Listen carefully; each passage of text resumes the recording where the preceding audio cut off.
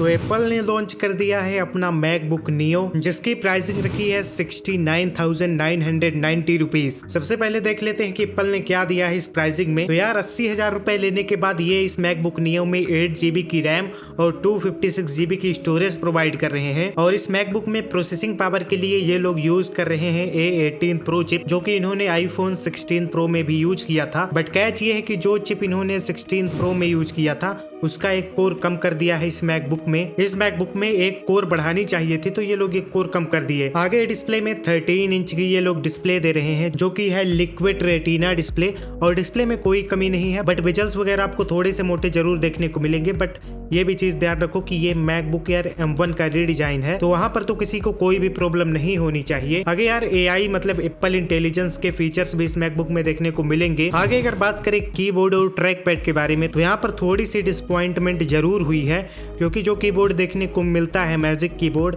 पहली बात यह है कि ये बैकलिट कीबोर्ड नहीं है। अब बैकलिट क्या होता है, तो जो कीबोर्ड के अंदर जो लाइट्स जलती हैं जिससे आपको अंधेरे में दिखता है, तो वो वाला फीचर इस मैकबुक नियो के कीबोर्ड में देखने को नहीं मिलता है। और आपको कोई भी टच आईडी देखने को नहीं मिलती है।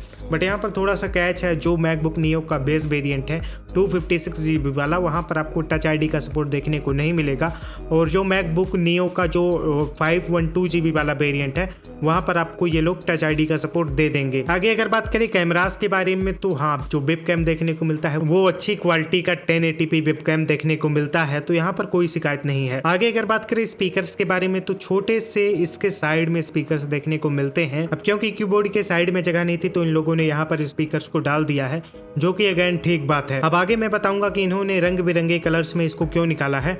बट अब आगे बात करते हैं कि किन लोगों के लिए एप्पल ने ये मैकबुक नियो बनाया है। और अगर आप इस मैकबुक नियो को परचेस करना चाहते हैं, तो लोएस्ट प्राइसिंग में कब आप इस मैकबुक नियो को परचेस कर पाएंगे। तो सबसे पहले यार, ये मैकबुक जो नियो है, ये एप्पल का सबसे ज्यादा एंट्री लेवल लैपटॉप है। तो एप्पल वालों ने इस मैकबुक नियो को स्टूडेंट्स के लिए बनाया है, क्योंकि अब स्कूल्स और कॉलेजेस में भी बच्चों को लैपटॉप की नीड पड़ने लगी है, तो उनको जो है तो जहन में रख करके इस मैकबुक नियो को बनाया गया है, जो कि अगेन एप्पल की तरफ से एक बहुत ही ज्यादा ग्रेट मूव था। और ओवरऑल अगर बात करें तो ये मैकबुक नियो बहुत अच्छा मैकबुक हो सकता था, अगर जो है तो इसको एप्पल जो है तो सही प्राइस में रिलीज करता। अब यार इन्होंने ना 70,000 रुपए की प्राइसिंग में इस मैकबुक नियो को रिलीज किया है, और यहाँ पर तो 70,000 रुपए में बड़े बड़े गेमिंग लैपटॉप्स आ जा रहे हैं, तो ये कोई जस्टिस नहीं हुआ कि ये सस्ता मैकबुक है।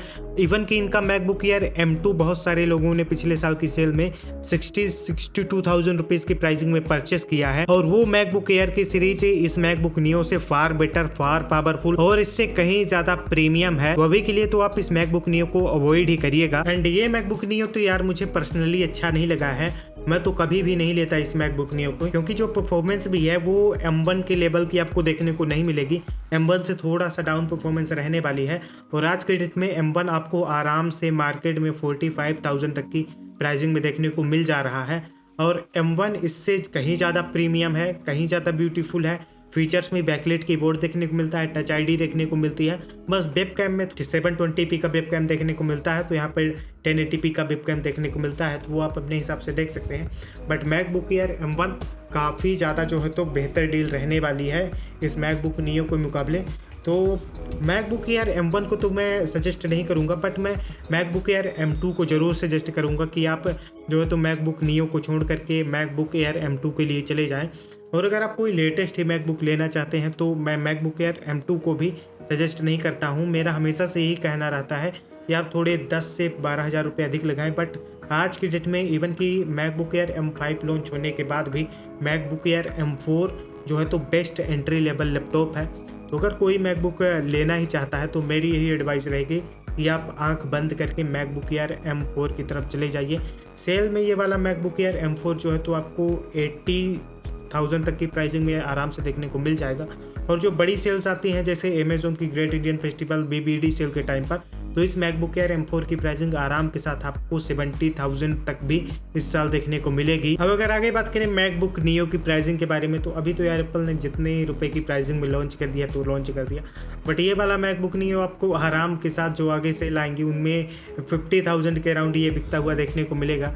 तब अगर आपकी इच्छा है इस मैकबुक को लेने की, तो आप ले सकते हैं, बट अभी के टाइम पर तो बिल्कुल भी वर्थ नहीं बनाता ये मैकबुक नियो। और रंग बिरंगे कलर्स में लॉन्च भी एप्पल उन्हीं प्रोडक्ट्स को करता है जिनको कि ये सस्ते बनाते हैं। खैर बहुत सारे लोग इस मैकबुक नियो को लेने वाले हैं और अभी के टाइम पर ही लेने वाले हैं। स्पेशली जो स्टूडेंट्स हैं उन्हीं को मद्देनजर रखते हुए इस मैकबुक नियो को बनाया गया है और वही लोग जो है तो इस मैकबुक नियो को परचेस करने वाले हैं। खैर आप स्टूडेंट्स की कैटेगरी में जाना चाहते हैं या फिर इस प्रकार के प्रीमियम और जो कलर्स वगैरह हैं इन कलर्स के प्रीमियम कलर्स के लैपटॉप्स को लेना चाहते हैं तो मैं अगेन मैकबुक एयर सीरीज को ही रिकमेंड करूंगा। वरना अगर आप मैकबुक नियो ले लेंगे तो वो वही सस्ता सा मैकबुक कहलाएगा और आप में से बहुत सारे लोगों का तो विदाउट प्रो सीरीज के भी काम हो जाएगा, तो उसको तो मैं रिकमेंड नहीं करूंगा। बट मैकबुक नियो को अवॉइड करें एंड मैकबुक एयर M4 के लिए जाएं एटलीस्ट। बाकी अगर आपके कोई सवाल है तो आप मुझसे नीचे कमेंट सेक्शन में पूछ सकते हैं, वहाँ पर मैं आपके कमेंट्स का रिप्लाई करने की कोशिश ज़रूर करूँगा।